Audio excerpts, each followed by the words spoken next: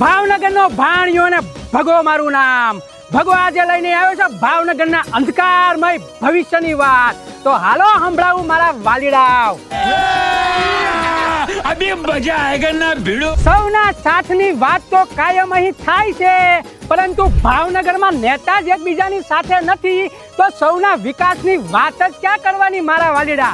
ને આ બધી બખડ જંતરના કારણે નેતાઓનો વ્યક્તિગત વિકાસ તો જોરદાર થાય છે, પણ મારા ભાવેણાનો વિકાસ અટકી ગયો છે મારા વાલીડા. રાજકોટના નેતાઓની ખાસિયત છે, ભલે જુદા જુદા સોગઠા જમાવે, સામ સામે આવી જાય, પણ રાજકોટની વાત આવે એટલે હંધાય ભેગા મળી સરકારમાંથી કેટલોય વિકાસ ઢહળી આવ્યા છે. અને ભાવનગરના નેતાઓ પોતાના સોગઠા જમાવવામાં માસ્ટર છે, પણ વિકાસના નક્કર કામો લાવવામાં નિષ્ફળ ગયા છે. કારણ કે ગામના વિકાસ કરતા તેમના અહમ બહુ મોટા છે, ગામના વિકાસ કરતા તેમની ખુરશી મહત્વની છે, અને કદાચ સાચું બોલવામાં વહી જાય તો આટલા મોટા નેતા હોવા છતાં ભાવનગરમાં રોજગારી વધારી શકતા નથી, ગુનાખોરી ઘટાડી શકતા નથી, ભ્રષ્ટાચાર ખતમ કરી શકતા નથી, અને અધિકારી રાજ મટાડી શકતા નથી.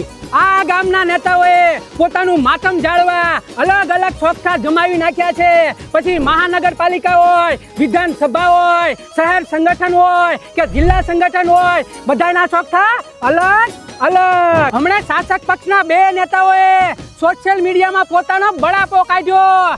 એક નેતા કે મને બહુ દબાવતા નહીં, નકર હું આત્મવિલોપન કરીશ, અને બીજો નેતા કે આ શાસક પક્ષને કાઢો અને દેશ બચાવો. લે બોલો, આમાં ભાવનગરની પ્રજાને કરવું હું? હવે આ ગામમાં નેતાઓ એકબીજાને અંદરો અંદર પાડી દેવામાં એટલી બધી જમાવટ કરે છે, એટલે મને લાગે છે કે ભાવનગરની સાચી જમાવટ થતા હજી બહુ વાર લાગશે મારા વાલીડા.